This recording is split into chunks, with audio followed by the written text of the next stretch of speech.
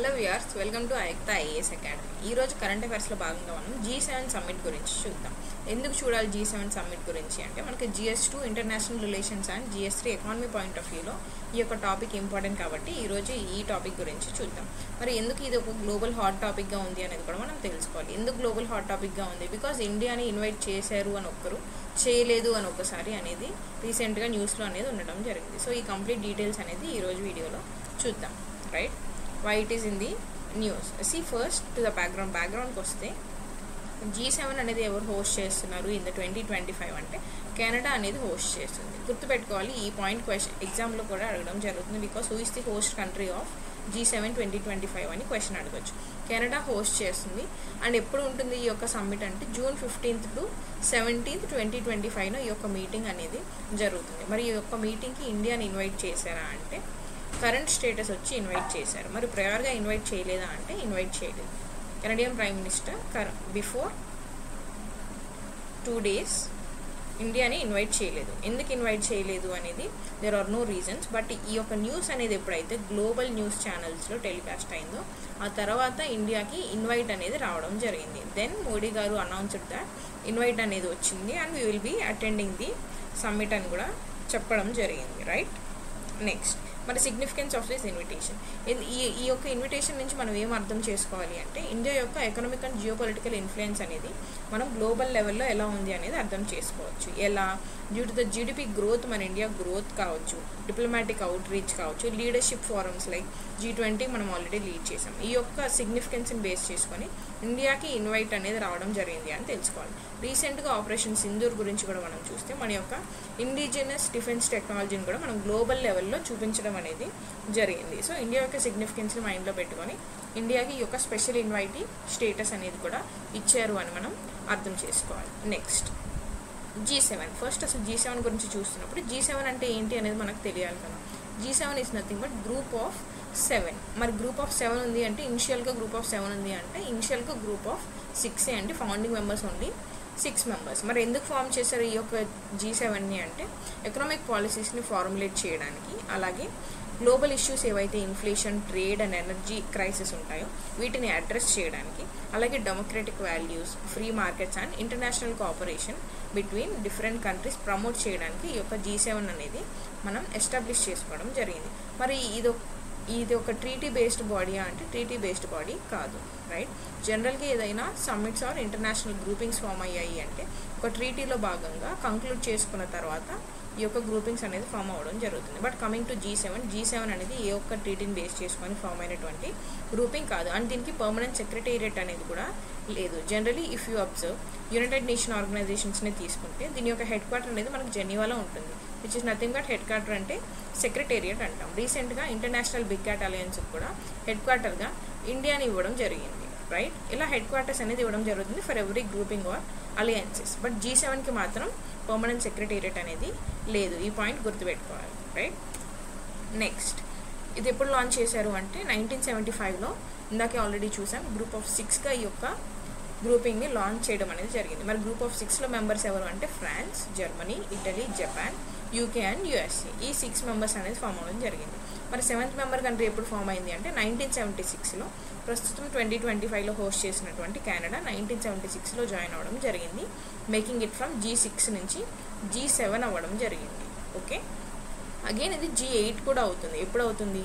Russia include అయిన తర్వాత ఈ యొక్క G7 గ్రూపింగ్ అనేది G8 అవుతుంది. అగైన్ రష్యాని 2014లో మనం రిమూవ్ చేస్తాం. సస్పెండ్ చేసిన తర్వాత అగైన్ G7 అవ్వడం జరుగుతుంది. Okay, right.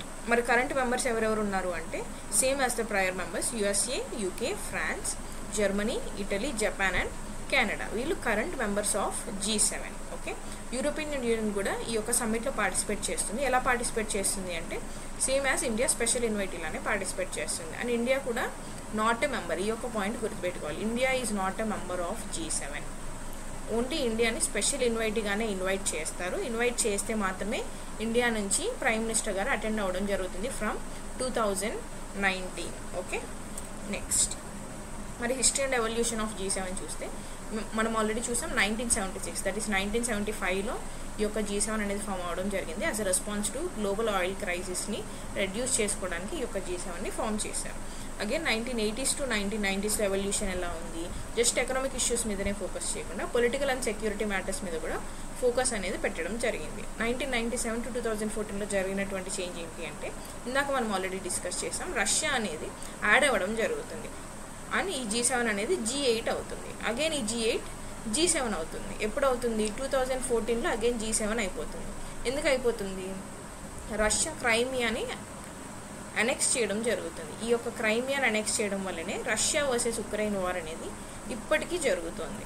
From last 3-4 years చాలా వరకు న్యూస్లో కూడా ఉండడం జరిగింది అండ్ ఇప్పటికీ ఈ యొక్క వార్ అనేది కంటిన్యూ అవుతుంది కూడా. సో ఈ యొక్క పీస్కి, గ్లోబల్ పీస్కి డిస్టర్బెన్స్ వస్తుంది అనే ఒక ఉద్దేశంతో రష్యాని G7 నుంచి సస్పెండ్ చేయడం జరిగింది ఇన్ 2014 అండ్ G8 అనేది అగైన్ G7గా అయిపోతుంది. మరి ఇప్పుడు ఉన్నటువంటి ఫోకస్ ఏంటి G7 సమ్మిట్ది అంటే, క్లైమేట్ చేంజ్ మీద అండ్ రైజింగ్ టెర్రరిజం ఏదైతే ఉందో దాని మీద అండ్ పాండమిక్స్ లైక్ రీసెంట్గా కోవిడ్ అనేది వచ్చింది. ఈ యొక్క Covid pandemics, digital economy, global inequalities వీటి మీద ఫోకస్ చేయడం అనేది current agenda of G7 summit అని మనం చెప్పొచ్చు. And next increasing collaboration. ఎవరితో కొలాబరేషన్? ఇంటర్నేషనల్ ఆర్గనైజేషన్స్ ఏవైతే ఉన్నాయో లైక్ యునైటెడ్ నేషన్స్ కావచ్చు, ఇంటర్నేషనల్ మానిటరీ ఫండ్ అండ్ WHOతో కొలాబరేషన్స్. ఎందుకు కొలాబరేషన్స్?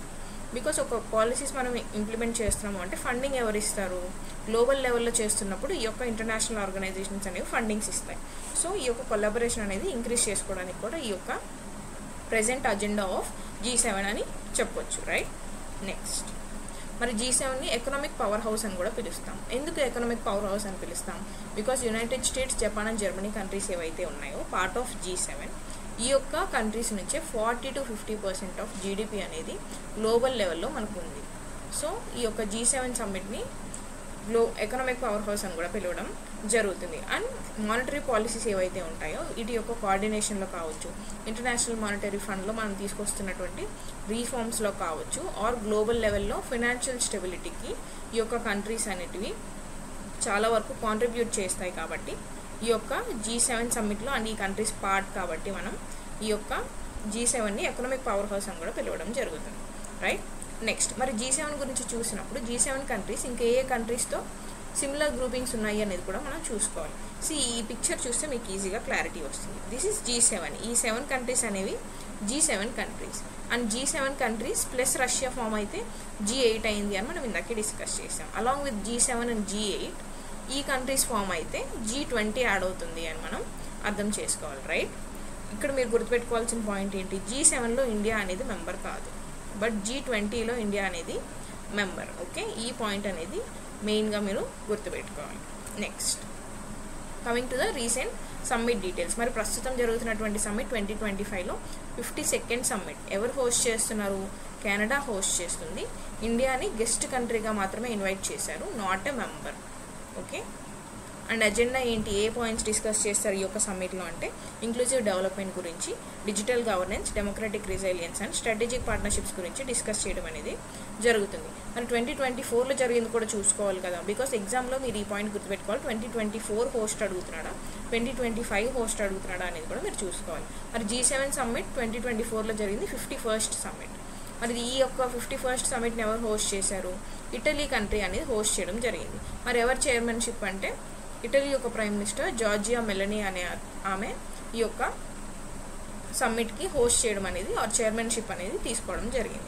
మరి ఏ ఒక్క ఏరియాస్ మీద ఫోకస్ చేశారు అంటే, ఉక్రెయిన్కి సపోర్ట్ చేయడం అనేది జరిగింది as part of Russia Ukraine war. And middle east conflict ఏదైతే జరుగుతుందో like Gaza, Palestine and Israel conflict, దీని గురించి డిస్కస్ చేయడం జరిగింది. అండ్ ఆర్టిఫిషియల్ ఇంటెలిజెన్స్ రెగ్యులేషన్ మీద, అలాగే global economic recovery, post pandemic తర్వాత గ్లోబల్గా ఎకనామిక్ రికవరీ గురించి డిస్కస్ చేశారు. అలాగే క్లైమేట్ ఫైనాన్స్ అండ్ ట్రాన్సిషన్ గురించి డిస్కస్ చేయడం జరిగింది. మరి ఎవరు స్పెషల్ ఇన్వైటీస్ ఈ యొక్క 2024లో అంటే, 2024లో కూడా India, Brazil and South Africa countries special ఇన్వైటీస్గా ఇన్వైట్ చేయడం అనేది జరిగింది. ఈ పాయింట్స్ అనేది మీరు గుర్తుపెట్టుకోవాలి as part of G7, right? So will continue tomorrow. Thank you so much.